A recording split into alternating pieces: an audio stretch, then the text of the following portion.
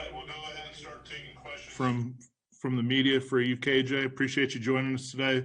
First one is from Nathan King. Hey, KJ. I wanted to ask about, with Chandler opting out for the season, you guys are going to need somebody else to kind of fill in that rotational spot. How are you kind of going to navigate that this preseason? How have the coaches talked to you about, helping to select one of those guys, helping to groom one of those guys? What does your plan sort of look like this preseason?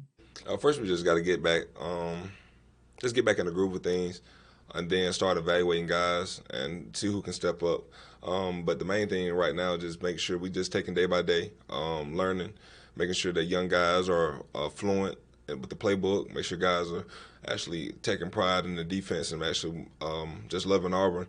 And that's how we're going to evaluate guys moving forward, just making sure we just get back in the swing of things.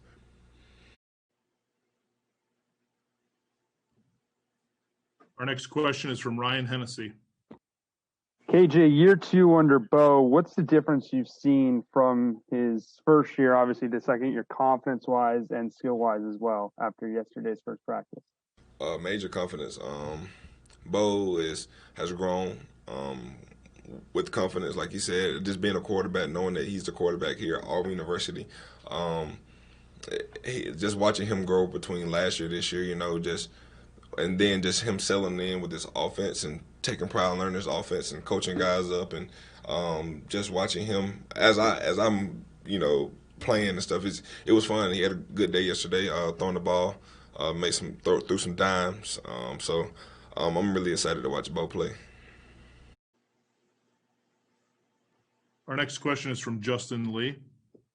Hey, KJ, when Chandler opted out, what were your conversations like with him? Were those difficult conversations? Was it easy? No, it was no difficult conversation. You respect some man's decision, and that was his decision, so you have to fully respect it. You have to fully understand what he's going through, and make sure that at the end of the day he's making the best decision with him and his family. And it wasn't no hard decision at all. When he told me, I said, "Look, bro, I respect it. Go forth with it, and I love you." I mean, it was just that simple. Our next question is from Jake Weesey. KJ, I was just wondering, since it's kind of you guys are entering fall camp this week, what are your goals for yourself and also for the defense by the end of fall camp? Just get back in the rhythm of things. You don't realize how long it's been since you practiced football, since December until now.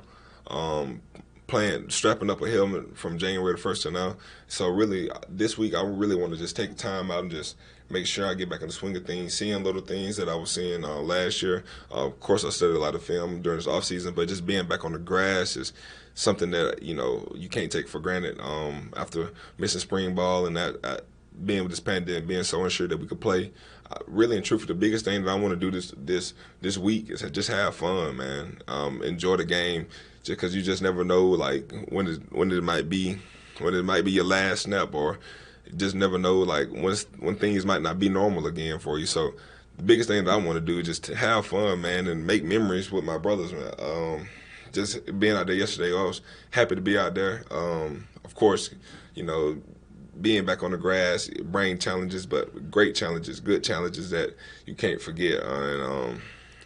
That's the biggest thing. I just want to have fun and enjoy the game in all aspects. Next question is from Tom Green. Hey, KJ. I know you guys didn't have any positive tests when you guys tested last week, but Gus said there was a point in the summer when there were several positives at one time, and you guys kind of came together as a team to talk about accountability and everything. Just what were those discussions like, and how much of a learning experience was that for you guys when you were going through that time? It was a big learning experience. Accountability is something that every team that's going to be successful is really going to have, especially during the pandemic, especially with the way that this virus can spread and how quickly it can spread and how many people's lives can be affected by it while it's spreading. So what we did, we brought the team in on Zoom, and we actually had a talk where if you we have people on the team with kids, we have people on the team who has fought cancer, we have people on the team who need this season more or less, and we have people on the team that come from different backgrounds and with different family members, and it's so much at risk.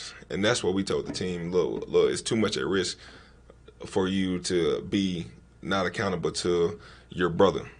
And since we had that talk, we haven't had not one test, and that was over a few weeks ago. So it's like, oh no, we haven't had not one positive test. So I believe just the brotherhood, that just explains the brotherhood that we have here, the love for one another. Like, I'm not going to risk making sure that one of my teammates have to be sent home and have to go home to his kid with coronavirus and put his little son at risk or daughter at risk. I'm not going to risk that. So it's like, when you start doing stuff like that, that's when you start growing. And it was just we had to have that talk, and while we had it, it was great. Our next question is from Christian Clemente. Hey, KJ. We talked to Gus yesterday, and he brought in guys like Chris Davis and Wes Byram and some other guys from those championship teams. How important is that for you guys to be able to talk to them before ultimately chasing the championship this season? It's real important. One thing that I believe people in this world get so confused about is they don't really, when they're going forth with a plan and going forth with a future, I believe that too many people don't know how to go forth with that plan and how to go forward with their future. But when you have somebody that comes in and tells you, like a teacher, like a student in the classroom, that, hey, look, I've already went down this road, and let me tell you how to go down this road. I believe it's very important for the young guys. I believe it's very important for the older guys to know how to affect the young guys. I just believe it's just very important to help build a championship or help build a brotherhood, camaraderie that can be unstoppable. So it's like just like 2013 and people from the 2010 team, they just take it one game at a time, one day at a time. And I believe that's something that's going to carry over with our team. Just, we can't really look forward. I can't tell you how Kentucky is going to play. I'm going to tell you how I'm going to practice today. So it's like just one day at a time, just learning from those guys and listening to those guys is very important, and it's very essential. It's very essential to do that before the season. Our next question is from Gianna Hahn. Hi, KJ. How's it going? So several of your teammates have started tweeting about, like, the students coming back to campus. A lot of them aren't wearing masks. What is the conversation like among the team, as well as how do you speak to your friends who aren't part of your team about, like, the importance of following social distancing guidelines so that you guys can play football? It's a pandemic, so it's like, it just looking at the risk that people has been exposing themselves to is something that we can't do.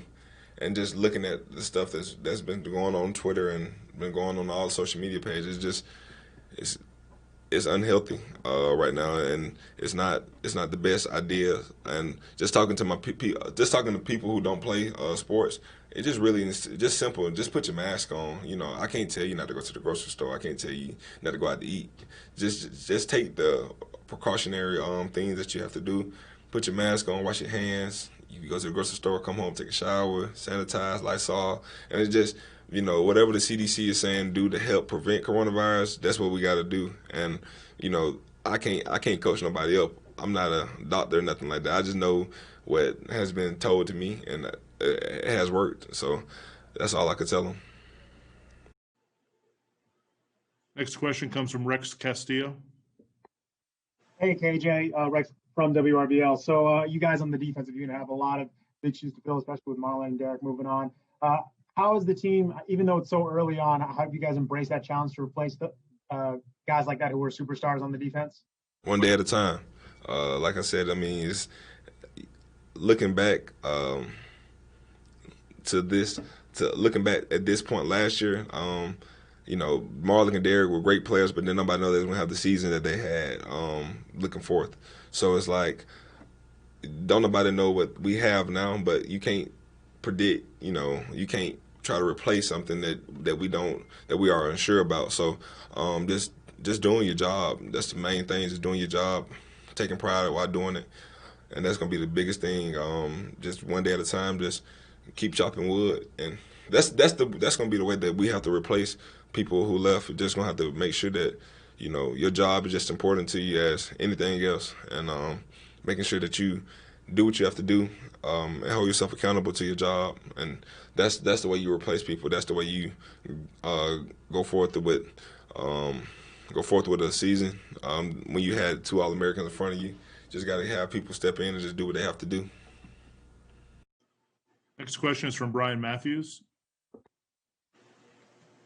Yeah, thank you, KJ, for being here with us. I want to talk about that 4th position linebacker behind you and Zacoby and Owen. How competitive is it going to be for that 4th spot in the rotation? And have any of the young guys sort of caught your eye so far? I don't know. It's going to be a battle in Coach T room. Regardless, there's nothing given, but much is required. So it's like the standard is going to be the standard, no matter who's going to be the 4th linebacker. I'm not even promised to start. So it's like you just got to come to work, and you can't really put a guy there or put a number there right now. You first and foremost, I got to make sure. Zacoby got to make sure, and Owen got to make sure, and the guys that played last year got to make sure that we doing our part. Or you won't see nothing but a 2-guy rotation out there. So it's like everybody just got to come to work every day, day in, day out. When you don't feel like it, come to work. When you feel like it, come to work.